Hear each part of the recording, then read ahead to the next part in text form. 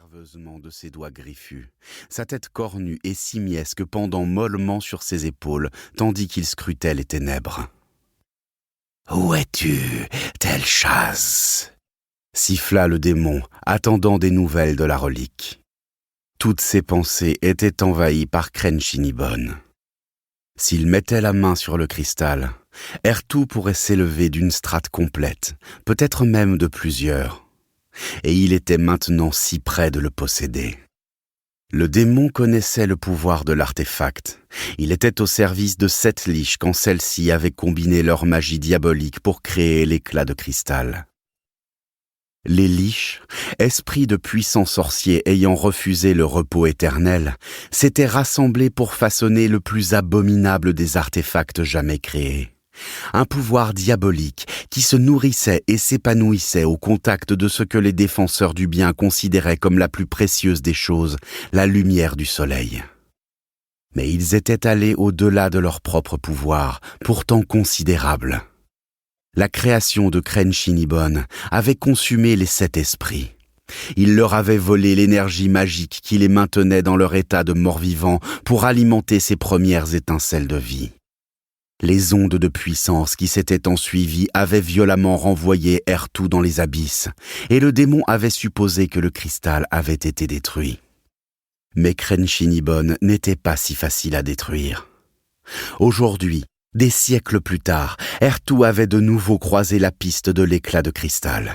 Une tour de cristal, Krishal Tirith, dont le cœur palpitant était l'image même de Crane-Shinibon. Errtu savait que sa magie était à proximité. Il pouvait sentir la puissante présence de la relique. Si seulement il avait pu la retrouver plus tôt.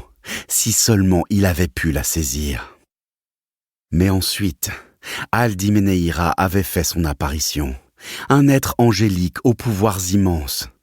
D'un seul mot, il avait banni Errtu en le renvoyant dans les abysses.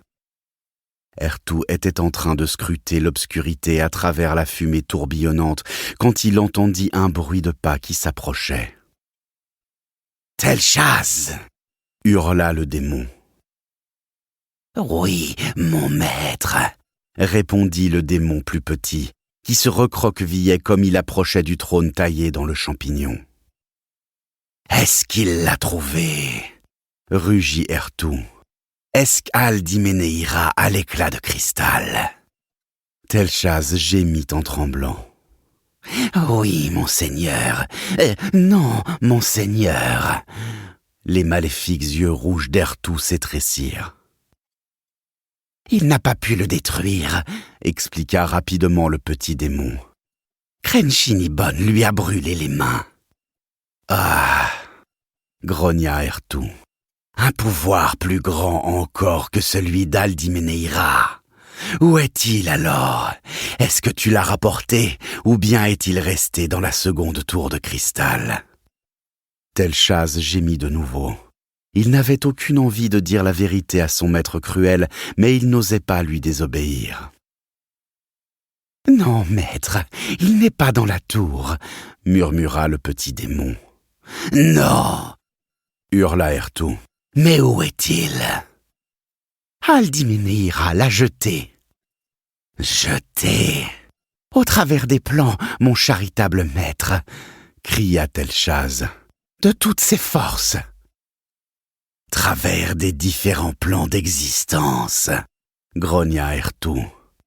J'ai tenté de l'en empêcher, mais... La tête cornue plongea en avant. Les paroles de Tel'Shaz se transformèrent en un gargouillis indéchiffrable, tandis que la gueule canine d'Errtu lui déchirait la gorge. Projeté loin des ténèbres des abysses, Crane-Shinibon reposait maintenant à la surface du monde. Très haut dans les montagnes septentrionales de Faerûn, l'éclat de cristal, la perversion suprême, s'était logé dans la neige au sein d'une vallée en forme de cuvette. Et il attendait. Première partie, les 10 cités. Si je pouvais choisir ma vie, je choisirais celle que j'ai aujourd'hui, à l'instant présent. Je suis en paix, Et pourtant le monde qui m'entoure est tourmenté par la menace omniprésente des raids des barbares et des guerres. Pour continuer à écouter ce livre audio gratuitement, cliquez sur le lien dans la description et vous pourrez l'écouter en entier sans frais grâce à l'essai de 30 jours d'Audible.